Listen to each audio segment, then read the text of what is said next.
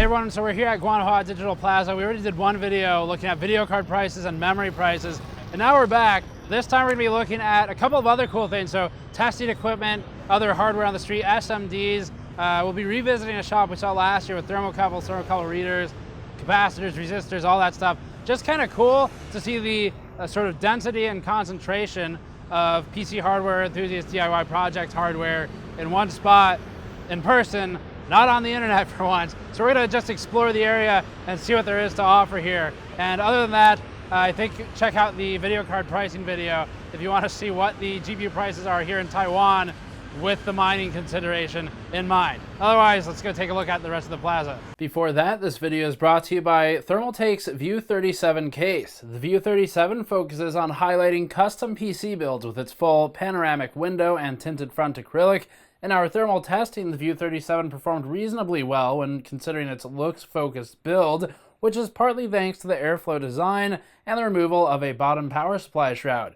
For a balance of looks and performance, check the link in the description below for the View 37. So allow me to introduce to you all the Magic Pro, complete with devil horns, power supply.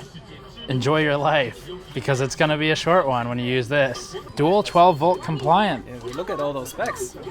Yeah, it's a lot of specs. The 20 Magic... plus 4. 20 plus 4 pins. Oh, so great, you yeah. can still connect it to 20 pin motherboards, which were not a thing anymore since... a long time. Yeah. That cabling is crazy. I've seen much worse. I can't believe that. But it's getting better. Like, it's hard to find that. So what do they... Is it just basically they laid the cable in there, and then as stuff fails, they're just adding more? Yep. And it's probably like, I wonder, like, the oldest cables in there, they're probably 50 years old. Right. Maybe even more. That's insane. Yeah. It's almost an archaeological site. This one. Or is this the one you went to last time? Yeah. yeah. Jinhua.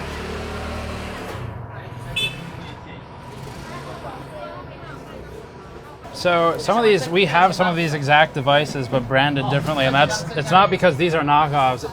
I'm almost positive it's because most people just buy kind of a complete unit and then put their brand on it. It's like this, for example. That's an Amprobe thermocouple reader. So we actually have some of these. It's labeled Amprobe at home. Here it's labeled CHY, but it's the same product from what I can tell. The buttons are a bit different, but all the functions are the same. Yeah, shift, where's log? The buttons are in slightly different places actually, but it's the same thing overall. So this is just not this one I don't know if it saves data or not. These over here, so Omega sells these gray and blue devices. So these are typically going to be things like anemometers that connect to a hot wire, or you plug in some cable to it. I don't know if these specific ones are anemometers or not. These are actually K-type thermocouple readers, I think. I don't know if they're K-type. You can tell because it says T1, T2, T1, T2. So these might be thermocouple readers. But in the US, you can basically buy them from Omega. They're branded Omega, sold as Omega, but ultimately, just like everything in PC hardware, like with closed-loop coolers, made by someone else, and then they stick the brand on it, maybe customize some stuff like that. So other than that, what else do we recognize here? Anemometer, or like wind vane, more or less. Let's see, there's DMMs, so digital multimeters down here. What are the prices on these? The Amprobe is, I don't see a price. 不好意思，请问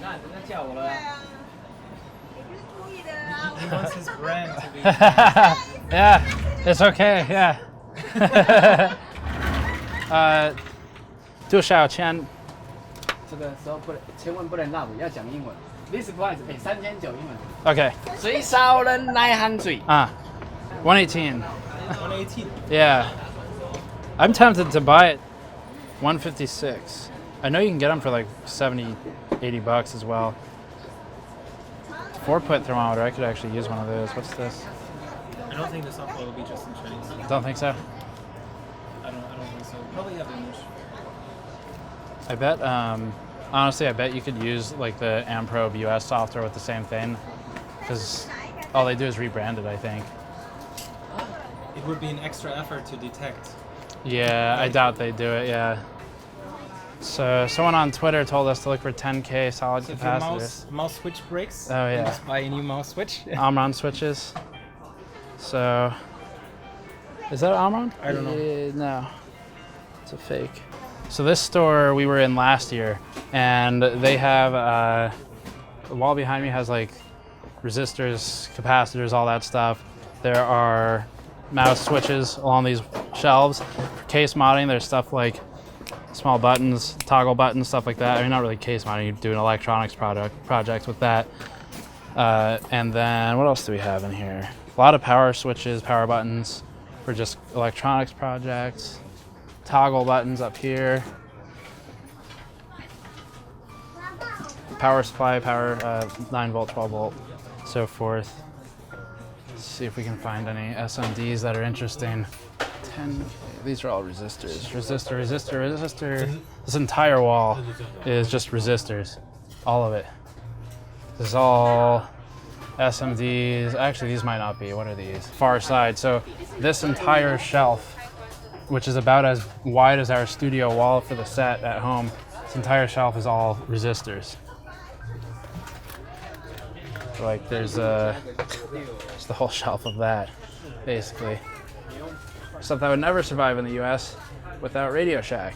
Resistors. Fuses over there. Fuses, yeah. Fan headers, plugs. Oh yeah, cool.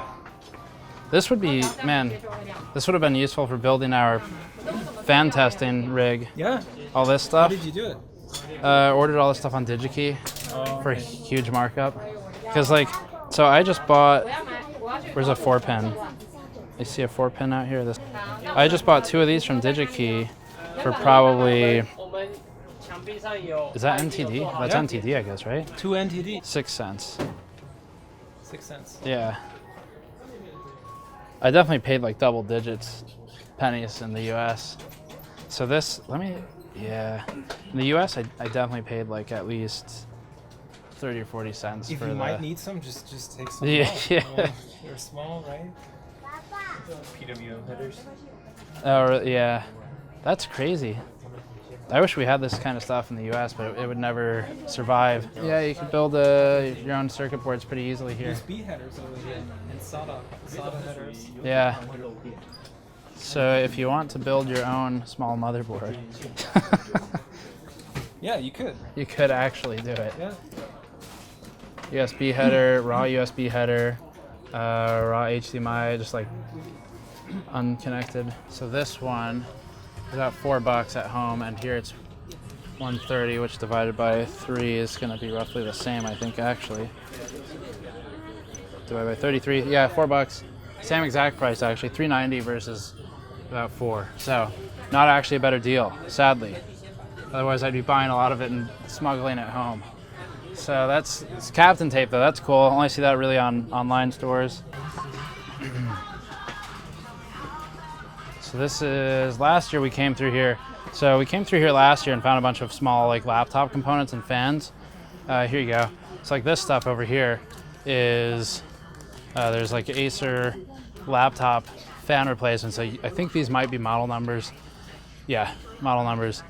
And these run under $10. This one's about $10 or so. And that's actually really not bad. $240, pretty good, so well under $10. Asus laptop fan replacement. Where's Sascha? Do you know what laptop these go to? The Asus ones? Oh, Like, are these model numbers of the laptops, or are those the fan Yeah. part numbers? looks like it. That's model numbers of laptops, and those are all old models. Yeah. Pretty old models. I mean, they're pretty thick too, right? Yeah, that's an Acer one. Because I was wondering, like, if you're trying to replace a fan on one of the newer laptops, that seems like not actually too bad of a price. Yeah, but I think these are like big laptops. Those are like Yeah. desktop replacement laptops. Okay. I think like all the newer laptops, the Mhm. fans are pretty slim. Like even this is Right. What is this? Power supply or something? What the fuck? Why does it look like an engine? It's a power supply. I didn't know this. Yeah, I didn't know this existed. We didn't see it last year. It's just on. This is kind of cool. Is there more down there? I'm not sure. Or a train, maybe? Wow. Cracking. Okay, so some local brand mice and keyboards here. Alcatraz by Armageddon. I guess Armageddon's the brand, and it's called Alcatraz or something. Xcraft 2. Xcraft Pro Quantum Z7000. I guess that's the name of the model. So keep this in mind, all right? There it is. If you're into that kind of design. What is the actual like spec? So for specs, we have two-way scroll and click button. So basically, middle mouse button, right click, left click. DPI switcher, which is the kind of CPI, I guess that's fine. CPI switcher, forward button, back button, finger grip, and 7.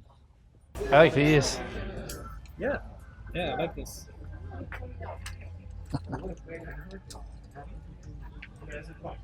It's the coolest thing we've seen so far. Just looking.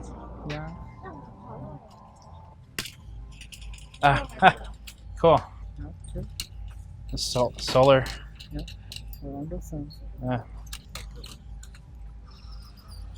It's pretty cool, actually. It's hydraulic. Basically, Gamers Nexus plays with toys. Hey, we can go any moment. Just tell me. No, it's pretty cool, I actually. like this stuff. It's cooler than some of the other stuff we saw. So we found Solar Bug. Solar Bug is 300 NTD, which is $9 or so, something like that. So I think I'm actually gonna pick that up. So basically, it's got like just a simple solar panel or sensor on it, and you shine a light on it and it walks. Pretty straightforward. I think this is actually a legitimate. I'm pretty sure that's licensed, isn't it? Isn't the movie called Transformings? Oh, it actually does transform though into a dinosaur, T-Rex. Wow. If it works, it's cool. How much is that one? How much is the transforming? Transforming solar robot, 500 NTD. It's not bad, actually. It's not bad. That's cool.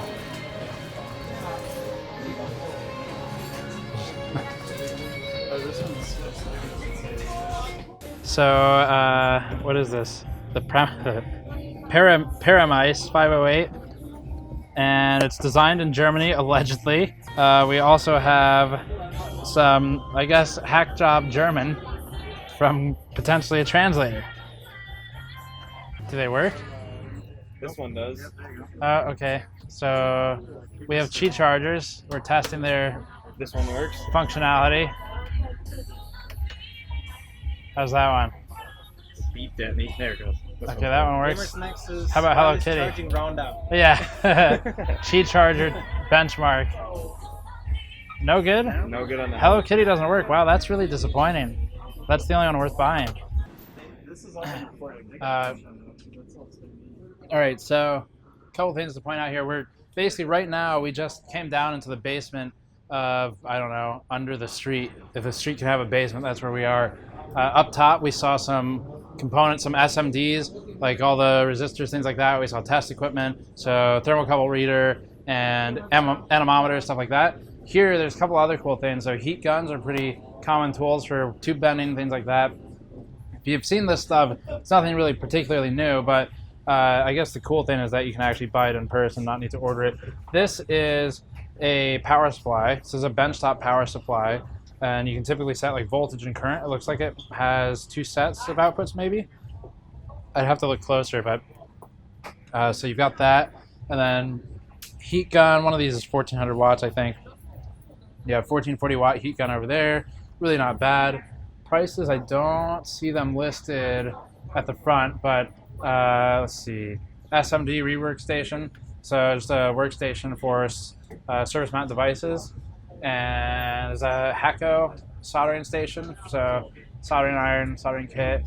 What else do we have? A lot of soldering stuff up top. And I think inside there are some components and SMDs. So let's take a quick look at those, see what's inside the store as well. Spools of cable. So this is just I feel like right now I'm in the technology equivalent of a Michael's or something, as in like the fabric store, because you just have spools of any color cable you want, you can get it here. So cable spools, more cables, pre-wrapped for you.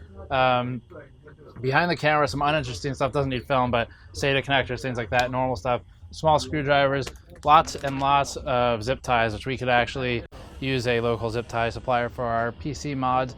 More spools of cables.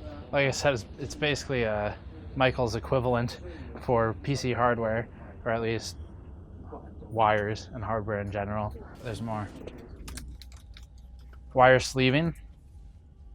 If you want a like a paracord sleeving for your wiring, I guess you could get that here off a spool too. That's actually kind of cool. So another wall of test devices, and my favorite one here, as pointed out to me by the team, is the multi-input thermometer for senior citizens. This is the biggest possible thermocouple reader I think that you could create. 28,500 NTD, which comes out to about 863 US dollars. Unfortunately, I can't read the text with it, so I don't know what's special about it to make it that much money, other than the fact that it's gigantic. I'm guessing it's got probably tighter tolerances or something, or it's just like a what did you call it? A jitterbug. It's a jitterbug thermocouple reader. Other devices on the wall. There are current clamps up here. So Prova is one of the brands on the wall up here. These are giant. Not particularly what you want for PC testing, but there are some tighter ones. So there's a 3092 TES apparently clamp meter. Yeah, so this was just discovered. This is a PCI debug card. So as you can see, it's got a 7-segment display, so you can read out your postcode, error codes on here, and it's got a couple of LEDs as well. But you just hook it into a PCI slot. And I guess if the board doesn't have a segment display, you can read it out here. Unfortunately, we could not find a PCIe one, so kind of limited in the use cases. Okay, so another one just discovered. This is and I guess, what is this exactly? An ISA? Is it PCI to ISA? It is PCI, right? I think you can either use it on PCI Yeah. or ISA. Yeah. So yeah, ISA. Yes. Okay. So if you have a device that is ISA compatible, it's a new standard. You haven't heard about it yet. It's an ISA or PCI, I guess, debug card. It's got the debug LEDs on it again. And ISA, if you don't know, came out before PCI, well before AGP, well before PCIe. One of the oldest graphics standards, maybe the oldest, I think, for an interconnect for graphics standards. The first is the standard. I think that was the first, yeah. So this is pretty interesting. This is a soldering station for phones. So I think specifically for flash memory. So if you had, say, X gigabytes, 32 gigabytes on your phone, you brought in a memory module for 64, 128 or something, you can desolder here, remove it, and get the new one put on. It's basically an upgrade station for phones. So that's it. That's it for the tour of the Digital Plaza 2018 edition.